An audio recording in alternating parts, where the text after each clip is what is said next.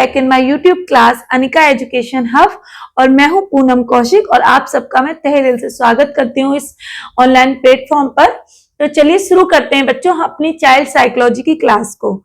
ठीक है, पिछली क्लास जो हमने पढ़ी अलाभान्वित बालक की, उसमें आज बच्चों हमारी 6th क्लास है। कौन सी क्लास है? हमारी 6वें नंबर की क्लास है। विशिष्ट बच्चों के एक जो सीरीज हम पढ़ रहे हैं उसमें हमारी 6वें नंबर की क्लास है। ठीक है, आज बच्चों हम पढ़ेंगे विकलांग या फिर विशेष योग्य बालक। विकलांग ऑब्लिक विशेष योग्य बालक, इंग्लिश में अगर इसको हम बोलेंगे तो बोलेंगे स्पेशल एबल चाइल्ड। ठीक है, ये चीज हो गई। अब जो हमें समझना है कि विकलांग बालक क्या है। विकलांग जो शब्द है बच्चों, वो आज की अगर हम पृष्ठभूमि में देखें तो विकलांग शब्द को ज्यादा इस्तेमाल ना करके विशेष योग्य बालक प्रयोग में किया जाता है। इसीलिए मैंने यहां पर इस शब्द को लिखा है, स्पेशल एबल्ड चाइल्ड। ऐसे बच्चे जिनको एक विशेष सराहना की जरूरत है। अब हम समझते हैं कि विकलांग बालक क्या है। विकलांग बालक वो बच्चा है जो कि सामान्य बालकों के जैसा काम नहीं कर सकता। ठीक है, विकलांग क्या है? विकलांग बालक शारीरिक या फिर किसी रोग से या जन्म से या फिर किसी दुर्घटना से, ठीक है,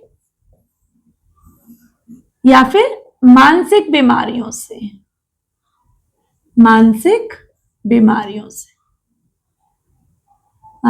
बीमारी, इन सभी चीजों के द्वारा विकलांग बालक की श्रेणी बनती है या फिर विशेष योग्य बालक की श्रेणी बनती है।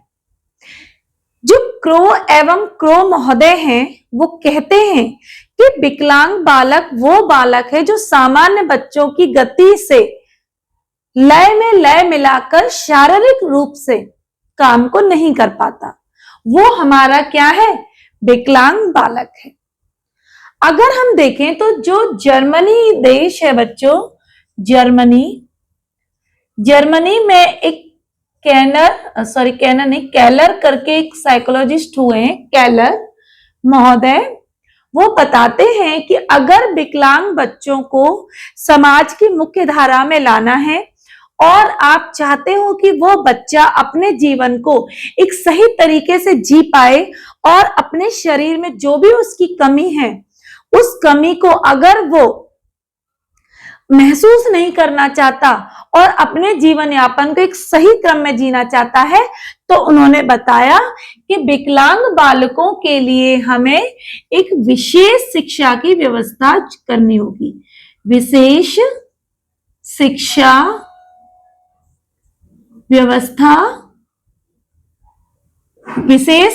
व्यवस्था हमको क्या होगी? करनी होगी। ठीक है, अब बच्चों, अब अगर हम अपने भारत की परिप्रेक्ष्य में देखते हैं तो सन 1995 में एक्ट आया एक। ठीक है, उस एक्ट में 7 प्रकार की विकलांगताओं के बारे में बताया गया। ये 7 प्रकार की कौन सी विकलांगता है, इनको मैंने एक शॉर्ट में लिखा है। शॉर्ट जो आया है उसको आप भी देख सकते हो और वहां से उन 7 प्रकार की जो भी विकलांग बच्चों की जो बीमारी है उनको आप लिख सकते हो, नोट्स बना सकते हो। अगर हम 1995 के एक्ट के बाद देखें, इसमें सरकार ने 7 प्रकार के विकलांग बालकों की कैटेगरी बताई थी। ठीक है, वो 7 प्रकार के कौन कौन से थे एक बार हम अपनी इस क्लास में भी देख लेते हैं। पहला है हमारा दृष्टिहीनता, अल्प दृष्टिहीनता, कुष्ठ रोग, सुनने में आंशिक अक्षमता, लोकोमोटर डिसेबिलिटी, बौनापन और आपकी बौद्धिक अक्षमता। बच्चों यहां तक 7 पॉइंट तक जो ये हमारी विकलांगता के जो बच्चों में जो बीमारियां हैं वो हमारी 1995 एक्ट के अंतर्गत आती हैं।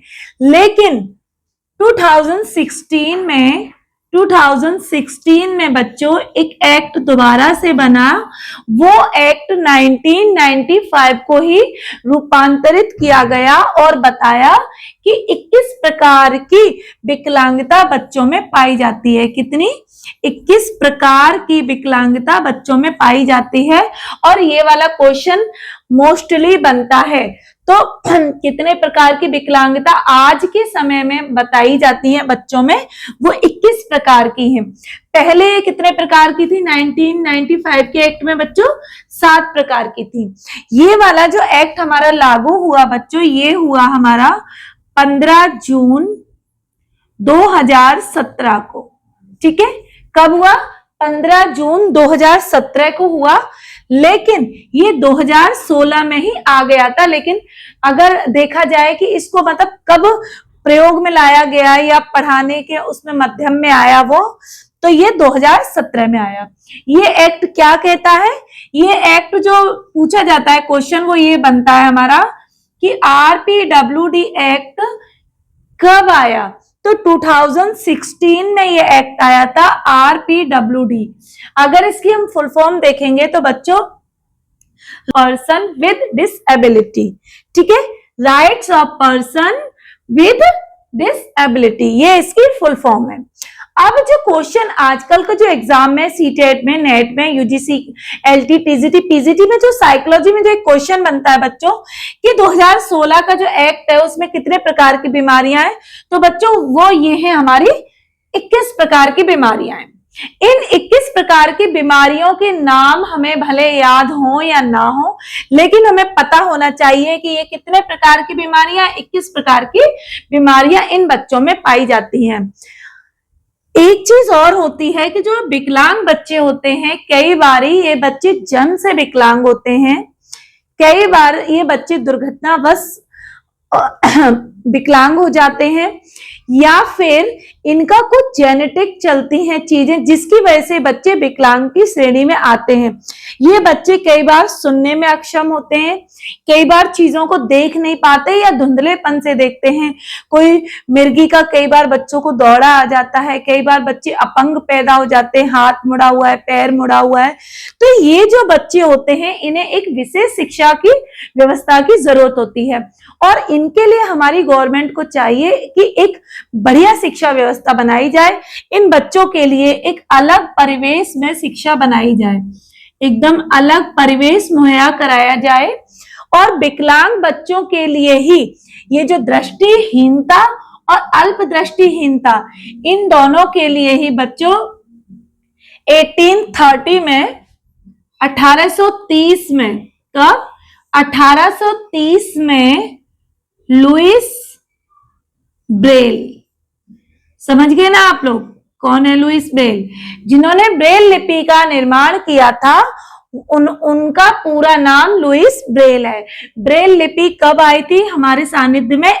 1830 में आई। ये जो लुइस महोदय थे बच्चों, ये खुद ही जन्म से अंधे थे, तो इन्होंने पढ़ने के लिए 6 बिंदुओं पर आधारित ये ब्रेल लिपि का निर्माण किया, और इन्हीं 6 बिंदुओं से इन्होंने पूरी वर्णमाला को पढ़ा, इंग्लिश भाषा को पढ़ा।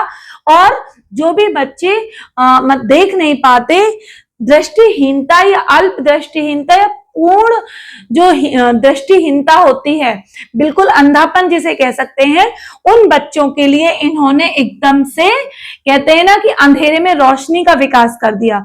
तो वही काम इन्होंने लुइस ब्रेल ने किया। ठीक है, ये सारी चीजें हो गई। अब हम देखते हैं कि ये कौन कौन सी बीमारियां होती हैं। ठीक है, तो पहली दृष्टिहीनता है, यानी कि इसमें धुंधला दिखाई दे सकता है या बिल्कुल दिखाई नहीं देगा। दूसरा अल्प दृष्टिहीनता, कई बारी रोशनी ज्यादा आने पर थोड़ा बहुत ही बच्चे देख पाते हैं और कई बारी बिल्कुल भी नहीं देख पाते। तीसरा है कुष्ठ रोग। कुष्ठ रोग का आज के टाइम में फिर भी कुछ ना कुछ इलाज है, लेकिन अगर हम 200-400 साल पहले जाते हैं तो कुष्ठ रोग को एकदम भयानक महामारी के रूप में देखा जाता था और इसका कोई भी इलाज संभव नहीं था। कई बार आनुवंशिक होती थी, कई बार जन्म से भी, कुछ लोग कई बार इन्फेक्शन, अंदर जीवाणु विषाणु ऐसे हो जाते थे कि वो पूरे शरीर में से बस टपकने लगता था और वो व्यक्ति स्वतः ही मर जाता था। सुनने में आंशिक अक्षमता यानी कि सुनने में थोड़ा बहुत कम सुनाई दे रहा है, तो हमें ऐसी शिक्षा लानी है कि जिन बच्चों को क्लास में कम सुनाई दे रहा है, टीचर को चाहिए कि उन बच्चों को आगे वो बिठाए ताकि वो शिक्षक की आवाज को अच्छे से सुन पाए। और जो दृष्टिहीनता या अल्प दृष्टिहीनता है, ऐसे बच्चों को भी आगे बिठाया जाए ताकि वो ब्लैक बोर्ड पर रोशनी अगर उचित मात्रा में पड़ रही है तो वो शब्दों को देखकर लिख पाए। ठीक है। फिर है हमारा लोकोमोटर डिसेबिलिटी। इसका क्या मतलब होता है कि अगर बच्चे चलने फिरने में असमर्थ हैं तो ऐसे बच्चों के लिए सरकार को चाहिए कि इन बच्चों को चलने के लिए जो भी जरूरत की चीजें होती हैं वो सब इन्हें मुहैया कराई जाए। बौनापन ये कई बार आनुवांशिक भी होता है और इस प्रकार के बच्चों के लिए कभी भी हमें मजाक नहीं बनाना चाहिए क्योंकि ये बच्चे खुद नहीं होते, ये तो जन्मजात भी हो सकता है। बच्चों को उचित पोषण नहीं मिला, विकास नहीं मिला, खाने पीने की अच्छी चीजें नहीं मिली, इस वजह से भी कुछ बच्चे बौनेपन के शिकार हो जाते हैं। अगला जो बच्चों आता है बौद्धिक अक्षमता, यानी कि बच्चे पागल नहीं हैं, बुद्धि लब्धि काम करती है, उनका मस्तिष्क काम करता है, लेकिन वो निर्णय सही नहीं ले पाते या बहुत ज्यादा अधिक समय लेकर के वो अपने कामों को करते हैं। ठीक है। फिर है मानसिक बीमारी। कई बार बच्चों को सिर दर्द की समस्या लगातार बनी रहती है या कुछ बच्चों में माइग्रेन की समस्या होती है, तो वो इनकी एक मानसिक बीमारी के तौर पर कही जा सकती है। नेक्स्ट है आर्टिज्म। जो बच्चों आर्टिज्म होता है ये 3 प्रकार का होता है। ये बहुत ज्यादा क्वेश्चन पूछा नहीं जाता, लेकिन फिर भी मैं बता रही हूँ आर्टिज्म 3 प्रकार का होता है। ठीक है। ये हमारी एक मस्कुलर और जो दिमाग से जुड़ी हुई चीजें, जैसे कि कई बार बहुत ज्यादा बोलना या एकदम से शांत हो जाना या बातें सुनते रहना फिर भी कोई रिप्लाई ना करना। आर्टिमिज्म यानी कि मेरा स्नायु तंत्र मुझे क्या कहना चाह रहा है वो मैं ना कर पाऊं। ठीक है। फिर है सेरेब्रल पाल्सी। ये भी बहुत ज्यादा नहीं पूछा जाता है, इसलिए इसके बारे में हम ज्यादा डिस्कस नहीं करेंगे। मस्कुलर डिस्ट्राफी यानी कि जो भी हमारी मांसपेशियों से संबंधित जो बीमारी होती है, बच्चों में कई बार हाथों में ऐंठन होती है, या यहाँ एक चीज और है, ये जो मस्कुलर डिस्ट्रॉफी है बच्चों, ये कई बार यूजीसी नेट पे पूछा जाता है कि ये किस प्रकार की विकलांगता में शामिल है या नहीं, तो हाँ ये शामिल है। फिर है हमारा क्रॉनिक न्यूरोलॉजिकल स्थिति। इसमें कई बार क्या होता है कि हमारे दिमाग में मिर्गी के दौरे आना या बच्चे दांती को ही कई बार भींच लेते हैं और माता पिता बहुत प्रयास करते हैं, कुछ लोग तो चम्मच लगाते हैं, कुछ करते हैं, तब जाके बच्चों की दांती खुल पाती है। ठीक है। फिर है विशिष्ट लर्निंग डिसेबिलिटी। ये वाला जो क्वेश्चन है बच्चों, ये मोस्ट इंपोर्टेंट करके पूछा जाता है हर प्रकार के टेट में। हिंदी की पेडागोगी हो या चाइल्ड साइकोलॉजी की पेडागोगी हो, ये जरूर पूछा जाता है कि विशिष्ट लर्निंग यानी कि बच्चे विशिष्ट प्रकार के जब बच्चे सीखते हैं पढ़ना तो उसमें किस प्रकार की ये अयोग्यता आती है। तो एक होती है डिसलेक्सिया, एक होती है डिस्ग्राफिया, एक होती है डिसकैल्कुलिया। डिसलेक्सिया जो होती है बच्चों, ये हमारी क्या होती है, हमारी डिसलेक्सिया। डिसलेक्सिया का मतलब होता है बच्चों भाषा का विकार, भाषा विकार या पढ़ने में कठिनाई। ठीक है। भाषा विकार या बच्चे कई बार पढ़ने में कठिनाई का महसूस करते हैं, तो ये डिसलेक्सिया हुआ। दूसरा है हमारा डिस्ग्राफिया, यानी कि बच्चों को लिखने में जब परेशानी आती है किसी चीज को, तो वो हमारी डिस्ग्राफिया से जुड़ी हुई बीमारी होती है। तीसरा है डिसकैल्कुलिया, जब हम गणित की चीजों को आसानी से नहीं कर पाते, गणना नहीं कर पाते, कैलकुलेट नहीं कर पाते, तो ये बीमारी बच्चों में डिसकैल्कुलिया के नाम से जानी जाती है। और मोस्ट ये तीनों चीजें पूछी जाती हैं, ये तीनों नाम भी याद होने चाहिए और इन तीनों के बारे में क्या है ये भी हमें पता होना चाहिए। अगर हम विकलांग बालक को पढ़ रहे हैं तो सिर्फ हम ये 3 क्वेश्चन की वजह से पढ़ रहे हैं, क्योंकि ये क्वेश्चन पूछा जाता है, बार बार पूछा जाता है। ठीक है। इसीलिए मैंने पूरी बीमारियों को यहाँ पे लिखा है कि कितने प्रकार की विकलांगता बच्चों में पाई जाती है, ताकि आप अच्छे से अपने नोट्स बना सकें। ठीक है। बाकी इससे जुड़ी हुई जो भी इंफॉर्मेशन होगी वो सब आपको डिस्क्रिप्शन बॉक्स में उपलब्ध होगी। ठीक है।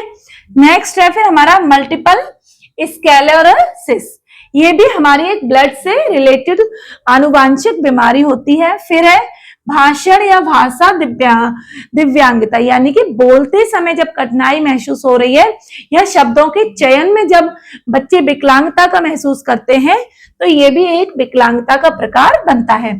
थैलेसीमिया, थैलेसीमिया भी बच्चों एक रक्त विकार है, ठीक है, ये क्या है, एक रक्त विकार है। इसी प्रकार से क्वेश्चन बनता है कि थैलेसीमिया किस प्रकार का विकार है, तो बच्चों ये हमारा रक्त विकार है।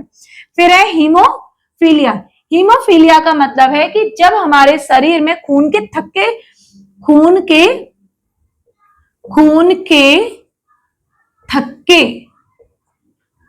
बनना बंद हो जाते हैं तो हमें ये हीमोफीलिया नाम की बीमारी होती है, ठीक है।